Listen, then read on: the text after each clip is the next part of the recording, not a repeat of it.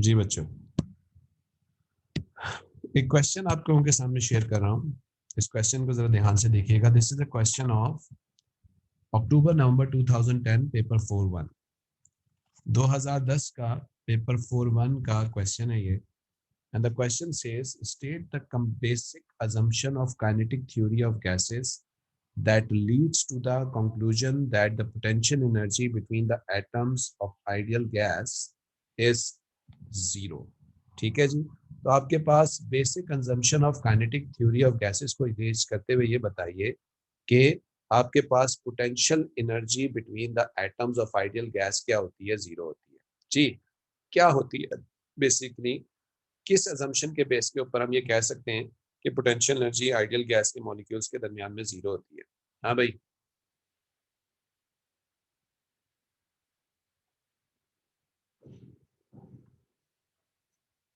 क्या अजम्पशन होती है आइडियल गैसेस की? केमिस्ट्री में आप लोगों ने पढ़ी है जी। There is no intermolecular attraction between the atoms of ideal gas. पहली बात तो ये बता दूं कि आइडियल गैस एक मोनो एटॉमिक गैस है। मोनो एटॉमिक गैस का मतलब है कि एक ही एटम का बना हुआ मॉलिक्यूल होता है, ठीक है ना? ये हम अजम्पशन मानते हैं, ठीक है। तो आपके पास आइडियल गैस में the potential energy is zero because the intermolecular attraction between the molecules is negligible. Intermolecular attraction between the molecules हमेशा नेग्लिजिबल होती है आइडियल गैस में, इसलिए इसकी पोटेंशियल एनर्जी को हम जीरो मानते हैं। चेंज इन पोजीशन कब होती है? पोटेंशियल एनर्जी कभी किसी सिस्टम में स्टोर कब होती है? जब हम लोग एक एक कंजर्वेटिव फोर्स के अगेंस्ट वर्क करते हैं, तब पोजीशन चेंज होती है। लेकिन जब यहाँ पे इंटरमॉलिक्यूलर फोर्स ही नहीं है तो चेंज इन पोटेंशियल एनर्जी या पोटेंशियल एनर्जी का कोई सवाल ही नहीं उठता। इसलिए हम यह कहते हैं कि change in potential energy zero है। या इसको आप ऐसे भी कह सकते हैं कि आइडियल गैस की कभी भी स्टेट चेंज नहीं होती, आइडियल गैस गैस ही रहती है हमेशा, ठीक है। तो there is two ways to answer this question. The better way is the intermolecular attraction between the molecules of ideal gas is zero, hence the change in internal energy potential energy या potential energy is considered zero। What is meant by internal energy of a substance? Internal energy को कैसे define करते हैं?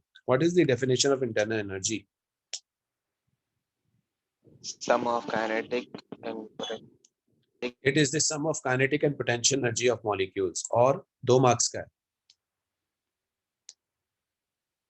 It is the sum of kinetic and potential energy of molecules। आगे क्या लिखेंगे? Randomly distributed among them। जो total internal energy होती है वो सब मॉलिक्यूल्स की इक्वल नहीं होती, सबकी काइनेटिक एनर्जी सेम नहीं होती, सबकी स्पीड्स डिफरेंट होती हैं। जब सबकी स्पीड्स डिफरेंट होती हैं तो इसका मतलब है सबकी काइनेटिक एनर्जी, या अगर आइडियल गैस नहीं है, कोई नॉर्मल गैस है, तो पोटेंशियल एनर्जी भी होगी यकीनन, क्योंकि इंटरमॉलिक्यूलर अट्रैक्शन होगी तो पोटेंशियल एनर्जी भी जो है वो कुछ ना कुछ होगी। इसी वजह से हम ये कहेंगे कि the sum of kinetic and potential energy of molecules which is randomly distributed among them. सब में रैंडमली होती है, सबकी values different different different different हो सकती है, ठीक है जी। Explain why the increase in internal energy of an ideal gas is directly related to the raise in temperature। तो आपके पास इंटरनल एनर्जी का चेंज जो है वो आइडियल गैस के लिए सिंपली टेम्परेचर का रेज क्यों होता है? इसका क्या आंसर देंगे आप? हैं भाई जी। जोहा, मुजम्मिल, हुनैन, मुजम्मिल तो खैर बोल रहा है, Hunain, Usama, yes sir. Maham, Naveen, A grade वाली नवीन, जवाब तो दो।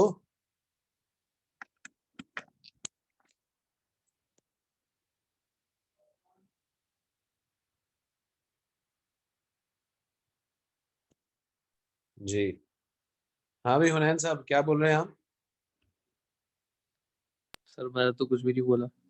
अच्छा, by the way ideal gas की स्टेट कभी भी चेंज नहीं होती, पोटेंशियल एनर्जी नहीं होती उसकी, ना ही पोटेंशियल एनर्जी में चेंज आता है। जो भी हम सिस्टम में हीट एनर्जी प्रोवाइड करते हैं वो इंटरनल एनर्जी बनके सिंपली उसकी काइनेटिक एनर्जी चेंज होती है। For an ideal gas there is no change in potential energy, the internal energy of the system simply converted into kinetic energy and the average kinetic energy of the molecules is related to the temperature. तो average kinetic energy temperature से related होती है, इसीलिए increase in internal energy से सिर्फ ideal gas का temperature change होता है, ठीक है जी। इसके बाद आप देख सकते हैं कि आपको एक साइकिल दिख रहा है, ठीक है जी। ये एक पूरे का पूरा आपको एक साइकिल दिख रहा है, ठीक है भाई। इस साइकिल में ये पूछ रहा है state the change in internal energy of the gas during one cycle. एक पूरे साइकिल में चेंज इन इंटरनल एनर्जी कितनी होती है?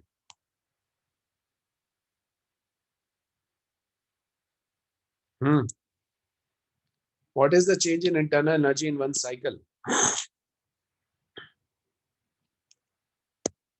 अभी मैंने जैसे कि आपको बताया कि change in internal energy one cycle में कितनी होती है? 0 होती है।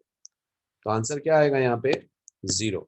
Okay, calculate the work done on the gas during the change P Q. Change P Q के दौरान में हमने कितना वर्क किया है? अच्छा जी, पी क्यू में अगर आप गौर करें, अच्छा ये ग्राफ थोड़ा सा डिफरेंट है, यहाँ पे इन्होंने वॉल्यूम दिया और वहां एक्स एक्सिस पे प्रेशर दिया।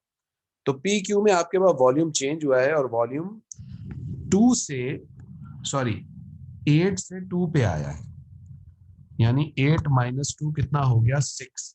लेकिन वॉल्यूम आपके पास 10 टू द पावर -4 में है। हमें वर्क डन ऑन गैस के बारे में पता है, वर्क डन ऑन गैस किसके बराबर होता है? P into delta we. Pressure भी हमें ग्राफ से मिल जाएगा। प्रेशर की वैल्यू तो चेंज हुई नहीं है, जो सीधा सीधा प्रेशर है वो लगा देंगे, ठीक है, जो कि हमारे पास 4 into 10 to the power 5 pascals का गिवन है, ठीक है, 4 into 10 to the power 5 Pascal's.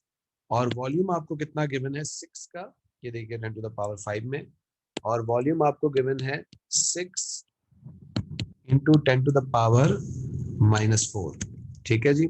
ये वैल्यूज हम लगा के सिंपली इससे इसकी कैलकुलेट कर सकते हैं वैल्यू को, ठीक है जी। सर 240 आंसर है। हाँ 240 आंसर है। होने प्लस में आ रहा है माइनस में आ रहा है?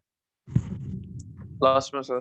बस सही है, प्लस में, क्योंकि इस गैस को हमने कंप्रेस किया है, बिल्कुल सही है, तो वर्क डन पॉजिटिव होगा। याद है मैंने बताया था गैस जब कंप्रेस होती है तो वर्क डन पॉजिटिव होता है ना, और जब एक्सपेंड होती है तो उसका वर्क जी डन सर। कैसा लिया जाता है? नेगेटिव लिया जाता है, क्योंकि work done by the gas होता है, ठीक है।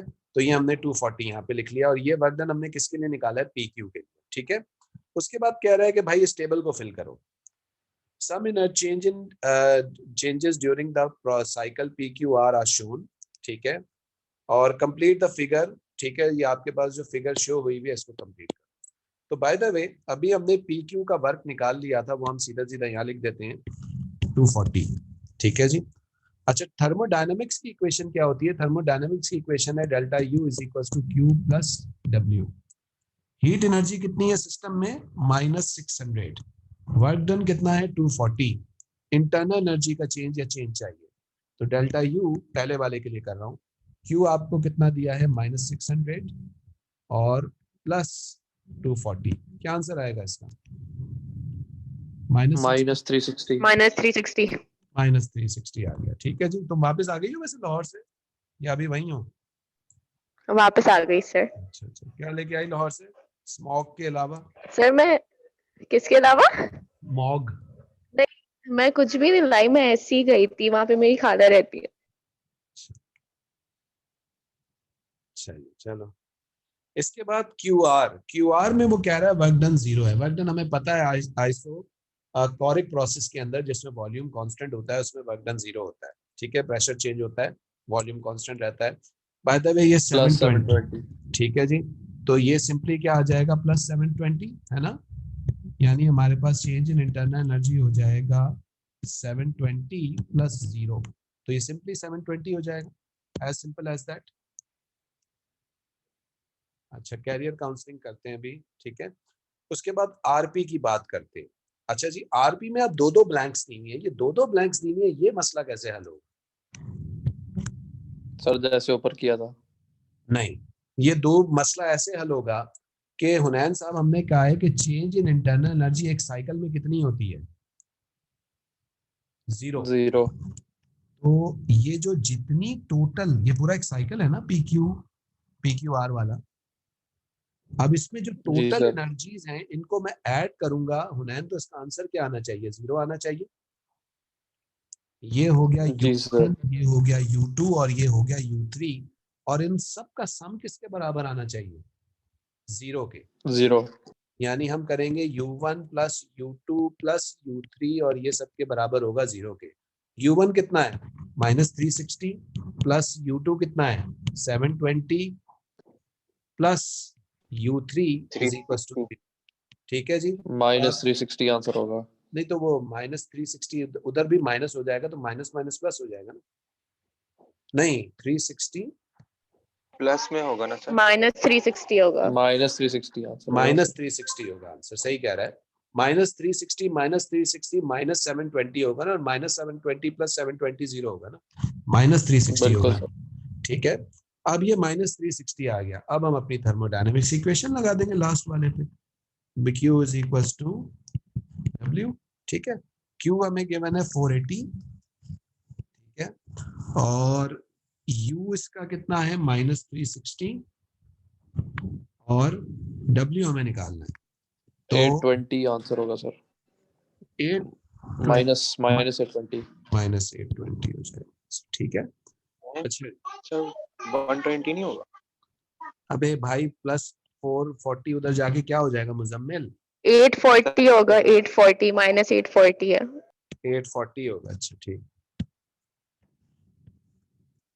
ये स्टार आ गया तुम्हारा है नवीन। सर बस। मेरा है सर 82 में। अच्छा मुबारक हो। ठीक है भाई, याद तक हो गया ये, और ये सवाल खत्म हो गया। ठीक है भाई, इस तरीके से इसका सवाल होता है। और बाय द वे मुझे याद है इस क्वेश्चन की मार्किंग स्कीम गलत है। मार्किंग स्कीम में उसने टेबल ही चेंज कर दिया, जो टेबल गिवन है, पता है आपको? इस सवाल की उसने मार्किंग स्कीम जो कैम्ब्रिज की दी है ना, उसमें उसने गलत किया हुआ है। बाय द वे मैंने शायद इसकी मार्किंग स्कीम ठीक करके मैंने इसकी लगाई थी, मुझे याद आता है। 6 क्वेश्चन नंबर 6 है, क्वेश्चन नंबर 6 की मार्किंग स्कीम की गई।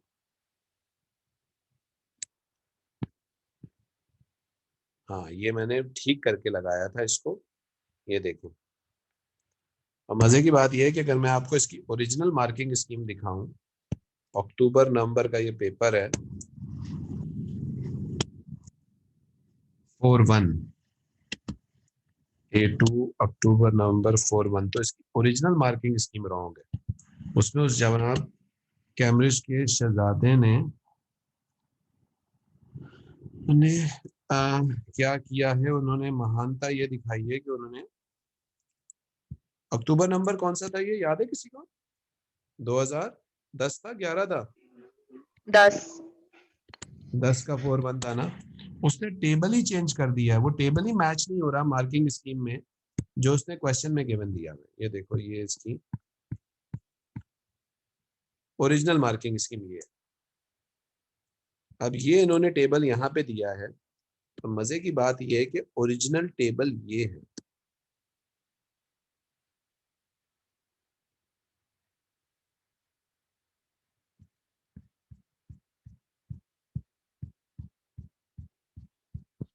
ये देखिए, this is the original table, जिसमें पहले में -600 लिखा हुआ है, और उन्होंने क्या लिखा हुआ है मार्किंग स्कीम में?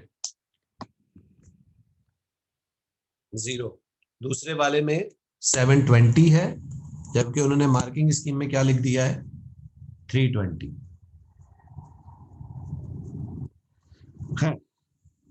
तो this is how this question is done. पक्की बात एक याद ये रखनी है कि the change in internal energy in one cycle 0 होता है हमेशा। ठीक है भाई, चलें यहाँ स्टॉप करते हैं। किसी ने कोई सवाल पूछना है तो पूछ लीजिए। No sir. मुजम्मिल, माहम, नवीन, एमन, जोहा, उसामा। नहीं सर। चलिए ठीक है भाई बच्चों। अच्छा ये हमारा पहला चैप्टर खत्म हो गया थर्मल प्रॉपर्टीज ऑफ मैटर का। अब नेक्स्ट चैप्टर जो चलेगा दैट इज आइडियल गैस। ठीक है, इसकी बुकलेट मैं आपको अभी भेज रहा हूँ, या है सबके पास मेरा ख्याल है, बुक 4 में है ये टॉपिक। और इसकी जो है हार्ड कॉपी की बुकलेट्स जो है वो मेरे पास, वो मेरे दूसरे घर में पड़ी हुई हैं, तो वो मैं वहाँ पे जब चक्कर लगाऊंगा तो फिर वहाँ से मैं 3 और 4 बुकलेट मैं वहाँ से ले लूंगा। तो हुनैन जो तुम्हारी 3 और 4 बुकलेट रह गई है ना, वो तुम मुझसे अब नेक्स्ट टाइम ले लेना। ठीक है? ठीक है सर। ठीक है जी। हाँ उसामा आप भी ले लीजिएगा मुझसे, ठीक है ना? चलिए सर मुझे भी चाहिए। ठीक है, आप भी ले लीजिएगा। ठीक है, मैं मस्जिद के बाहर खड़ा होऊंगा, सबको बांट दूंगा। ठीक है ना? अच्छा आइडिया। ओके, अल्लाह हाफिज।